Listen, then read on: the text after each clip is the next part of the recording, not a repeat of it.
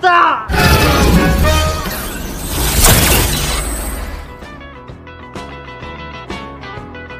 Di awal film kita diperlihatkan seorang gembong narkoboy. Dia yang akan membuka brankas pintu. Tiba-tiba saja di belakang ada seorang wanita yang sedang menyergap. Dialah seorang polisi yang akan melakukan peringkusan terhadap para berandal. Lalu tiba-tiba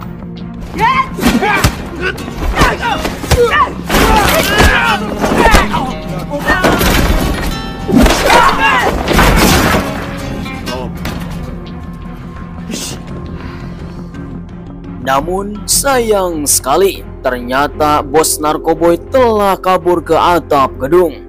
Kisah ini akan berfokus kepada seorang wanita polisi. Dialah yang bernama Park Mi-young. Dengan tanpa basa-basi, dia langsung menodongkan senjata kepada gembong narkoboy yang bernama Sang-do.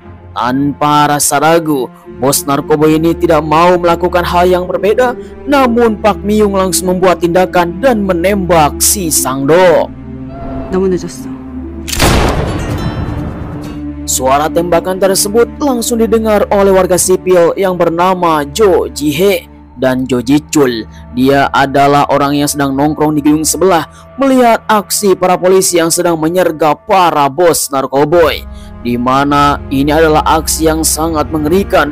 Jo-hye dan Jo-chul melihat dari kejauhan aksi para polisi yang sangat mendebarkan, membuat mereka berdua terkesan.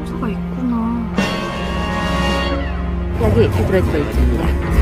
운영하기 시작했습니다. 형사 수험고 정말 정말의 커다란 성과를 Singkat cerita, seluruh kasus yang ada di Korea telah dibantai habis oleh Park Mi-young. Dia telah mendapatkan penghargaan dari komandan dan menjadi polisi terbaik di tahun ini. Tiba-tiba saja Jo-chul langsung datang membuat sebuah kesan untuk memberikan sebuah keakraban karena dia fans berat terhadap Mi-young. Disinilah mereka mendapatkan sebuah jalinan cinta dan telah menikah.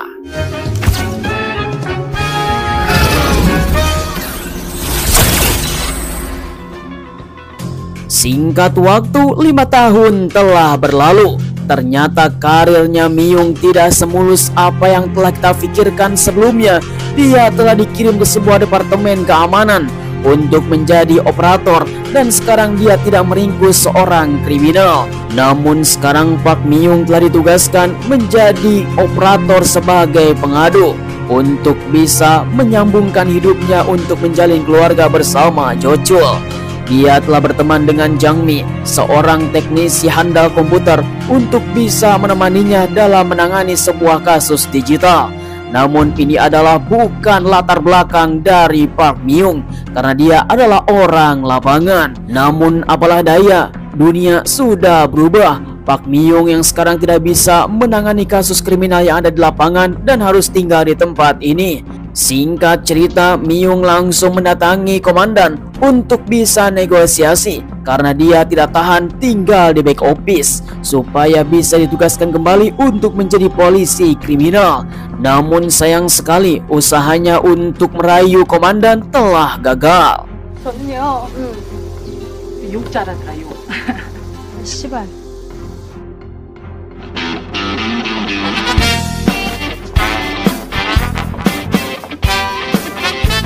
Di sisi lain, kita diperlihatkan seorang wanita cantik muda belia.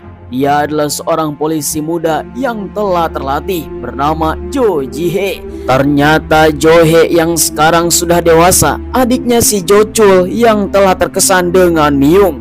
Dia telah mendapatkan misi menjadi seorang polisi. Tiba-tiba saja mendapatkan sebuah kasus untuk meringkus seseorang. Namun ketika di lapangan, Jo-hye yang melihat seseorang yang sangat mencurigakan menggunakan topi hitam dan baju hitam. Dia yang sangat kesal karena terciprat oleh tinta. Tetapi suasana semakin memanas ketika tinta itu loncat ke atas teteknya Jo-hye.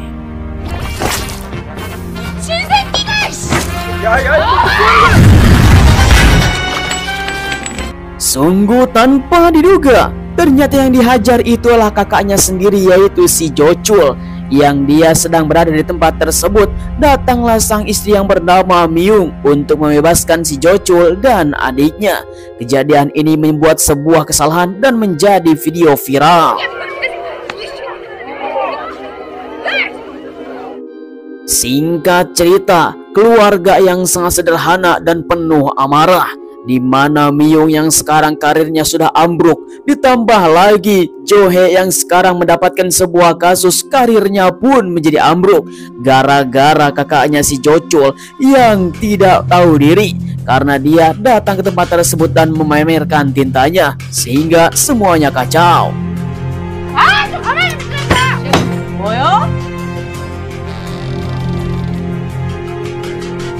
Selang beberapa hari kemudian, akhirnya Jo-hye yang menjadi polisi lapangan telah dikirim ke dalam back office untuk bisa merenung sebelum dia dipecat menjadi sebagai polisi, bekerja sama dengan Myung untuk bisa menenangkan diri. Kemudian ketika sedang melakukan perbincangan, Jang Mi yang selalu saja menghibur, dia langsung mendapatkan tamu tak diundang, seorang warga sipil yang ingin melaporkan kasus tertentu. Namun dia dengan mengendap-endap entah apa yang dirasakan oleh wanita tersebut. Kemudian Myung langsung menyambutnya.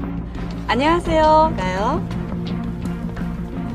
Berkali-kali Myung terus saja bertanya apa yang diinginkan oleh wanita ini. Namun dia hanya memberikan satu buah handphone dengan terbalik. Tanpa basa-basi, wanita ini langsung berlari keluar. Kemudian dengan seketika, Myung langsung mengambil handphone di atas meja, mengejar wanita misterius ini. Dia yang berdiri di tengah jalan, lalu tiba-tiba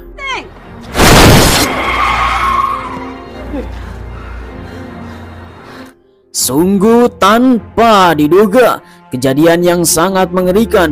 Mereka pun langsung melihat handphone yang telah ditinggalkan oleh wanita misterius. Ternyata di dalamnya ada sebuah video cabul yang bisa diakses oleh semua orang yang ada di dunia. Namun sebelum tayang, mereka semua harus bisa menunggu sampai 30.000 pengikut. Ini semua adalah kejahatan digital yang telah marak di kalangan sekarang. Kemudian Jang Mi yang sebagai operator teknisi komputer telah mengetahui bahwa ini adalah kejahatan yang paling mengerikan untuk pelecehan para wanita. Dengan seketika, Jo-hye langsung menghampiri keluarga korban untuk meminta keterangan. Singkat waktu, wanita misterius yang telah ditabrak oleh mobil, dia telah dibawa ke rumah sakit dan keadaannya ternyata hampir mati. Tiba-tiba saja ada seorang wanita, temannya wanita itu. Dia mengatakan beberapa hari yang lalu bahwa mereka telah datang ke sebuah klub malam bertemu dengan seseorang. Tiba-tiba saja dia telah menghilang. 말해줄 수 있겠니? 언니한테만. Kemudian kita akan melihat sebelum semuanya terjadi, di mana seorang wanita yang telah menjadi korban dari para berandal. Mereka yang telah mengumpulkan para wanita cantik untuk dicabuli dan dibuat video mesum sehingga mereka akan diperdagangkan di web gelap, di mana para korban telah dibius menggunakan parfum magic. Singkat cerita, kembali lagi kepada kantor polisi pengaduan, di mana Myung telah mendapatkan informasi dari Jo-hye. Ternyata salah satu dari mereka telah berkumpul di sebuah klub yang baru saja dibuka. Dengan begitu, Jang Mi yang sebagai operator teknisi komputer, dia langsung melihat CCTV di berbagai tempat untuk mengetahui apa yang telah terjadi kepada semua korban.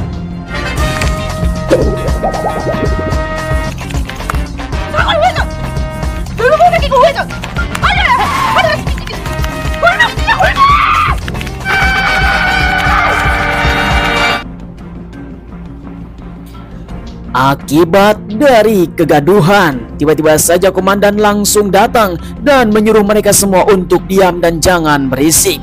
Namun ini semua tidak akan menggentarkan mereka untuk menguak kasus ini.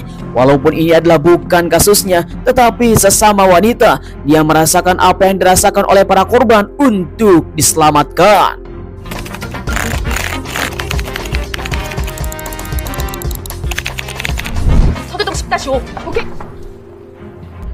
Singkat waktu, sesuai dengan apa yang ada di dalam data CCTV, segerombolan orang pernah datang ke dalam hotel remang-remang, di mana Johe langsung bertanya kepada resepsionis tentang beberapa kasus pencabulan wanita. Kemudian tiba-tiba saja seorang laki-laki mencurigakan ada di samping Johe.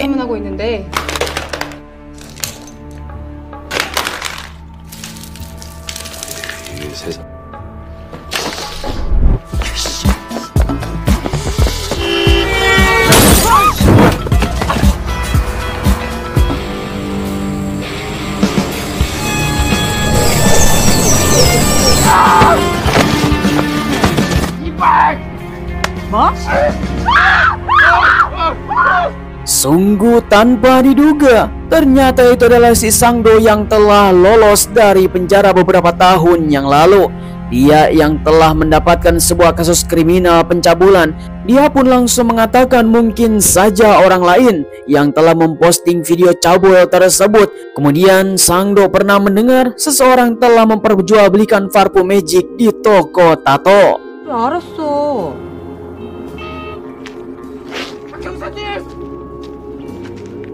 Singkat cerita, ketika sore hari di mana Johe dan Myung langsung berganti baju di sebuah toko tertentu supaya dia bisa melakukan pengintaian dan tidak diduga seorang polisi. Singkat waktu, dia pun langsung datang ke sebuah toko tato untuk bertanya apakah dia menjual tentang parfum magic, sehingga penjual tersebut tidak mengetahui apa yang dikatakan oleh mereka berdua.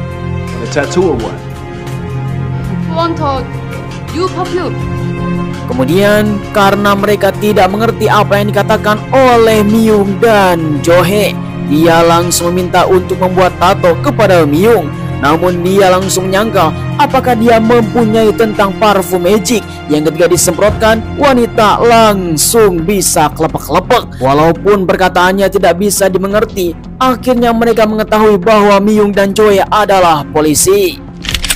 Yeah, what now? Think I know you always cops? Yo, kill him.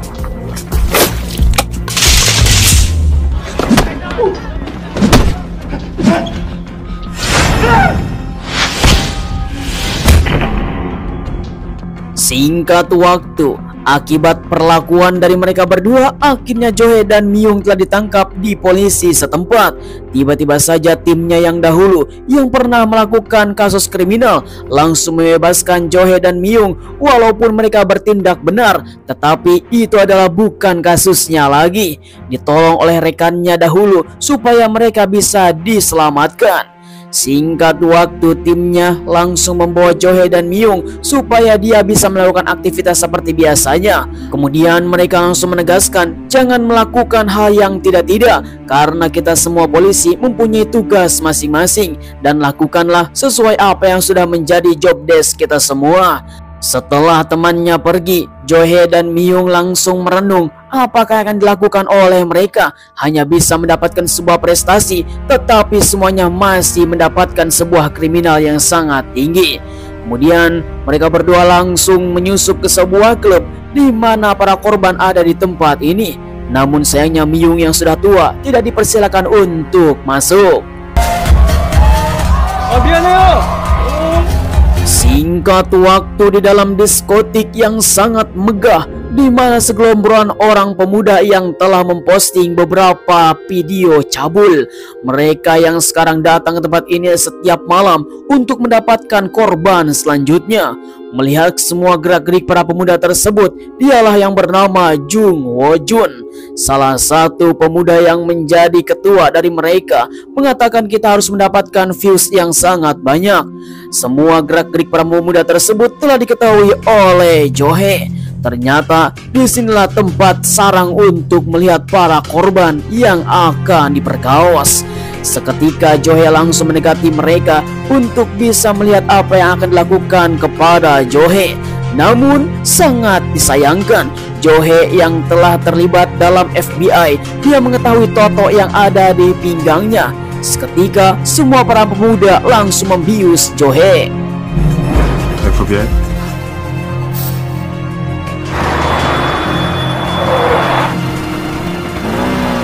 Di samping jalan entah apa yang dilakukan oleh Jocul, suaminya Myung yang membegal mobil kurir. Dia langsung menyerahkan kepada Myung untuk berpegangan karena adiknya dalam bahaya.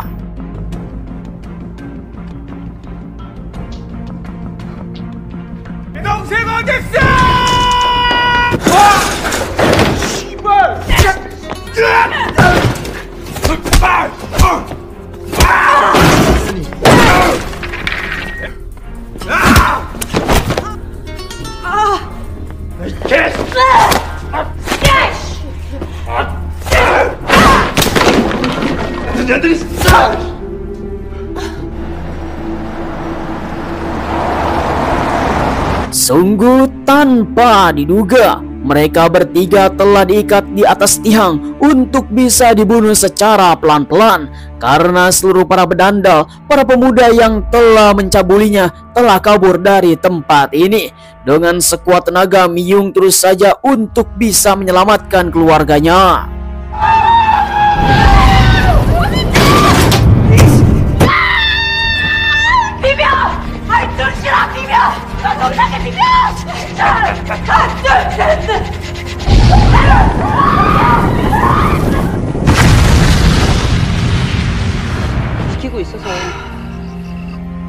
Singkat cerita, keesokan harinya Jo-hye dan Myung langsung datang ke kantor polisi. Dia akan melakukan pekerjaan seperti biasanya, namun si ketua malah tidak ngomel-ngomel seperti biasanya. Dia hanya bisa terdiam karena ternyata Myung telah mendapatkan surat dari atasan berisi tentang pemecatan dan pencopotan tentang kepolisian. Selang beberapa lama kemudian, akhirnya Jo-hye langsung datang ke kantor kriminal untuk melihat apa yang telah mereka lakukan. Ternyata disinilah Jo-hye pun telah dipecat. Mendengar berita tentang pencabulan, dia mengingat tentang beberapa waktu yang lalu ketika tengah malam dia yang akan dicabuli oleh para berandal. Mereka semua para polisi yang hanya terdiam, membuat Jo-hye menjadi kesal.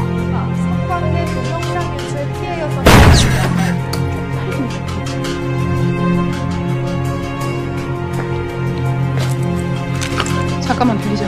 새끼들 어떤 새끼들인지 말해. 공사 아니야. 새끼들 어디 있는지 빨리 말해. Singkat waktu, di sisi lain, di mana Myung telah dibawa oleh komandan untuk melakukan obrolan empat mata, dia mengatakan atasan telah memecatnya. Walau seperti itu, ini adalah kasus yang sangat rumit mengetahui apa yang telah terjadi. Karena memang layaknya sebagai polisi normal, dia tidak akan mengurusi semua kasus yang memang bukan pegangannya. Namun sesama wanita, kita harus bisa menghajar seluruh para bedandal itu supaya tidak mendapatkan korban yang sangat banyak. Dengan kemampuannya, Myung langsung ditugaskan. 왜? 출동 안 해? 언니! 이동대 신조. 실장님. 일명! Selang beberapa lama kemudian, satu tim kasus kriminal pun langsung akan diturunkan. Mereka semua dengan perlengkapan yang sangat lengkap untuk melakukan penggerebekan satu mobil sampai ketiganya. Mereka pun langsung mendapatkan sebuah informasi dipimpin oleh Jang Mi sebagai operator untuk bisa mengintai seluruh CCTV yang ada di jalan dan seluruh kota. 아이고, 뭐 바쁘신 일 있나 봐? 나 문...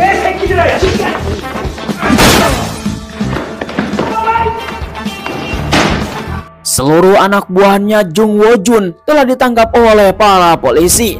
Namun mereka telah mengetahui di manakah Jung Wo Jun berada. Hingga pada akhirnya Jo-hye langsung memotong jalan dan menabrak Wo Jun.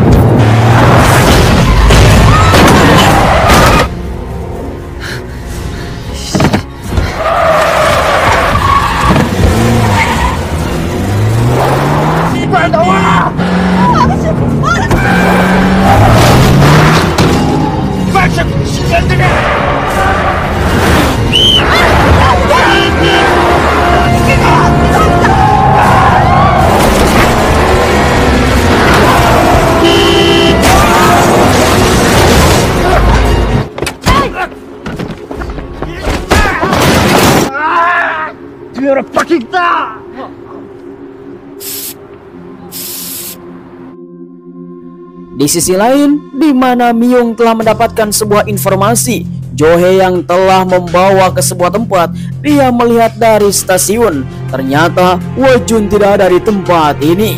Hingga pada akhirnya mereka pun sampai kepusingan untuk bisa mencari si Wo-jun. Tiba-tiba saja Myung yang sudah berada di tempat ini langsung menghajar Wo-jun.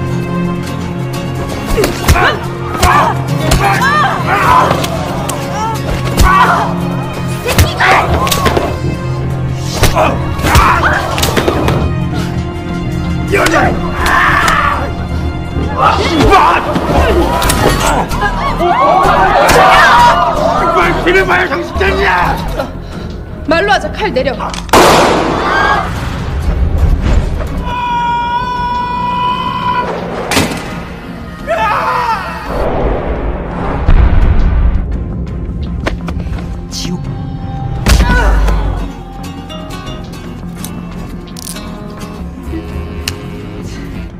Sungguh pertarungan yang sangat mendebarkan.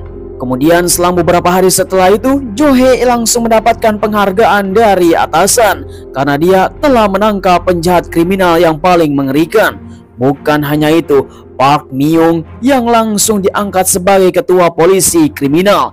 Dia pun langsung mendapatkan semua apa yang telah diinginkan selama bertahun-tahun. Disinilah film pun telah berakhir.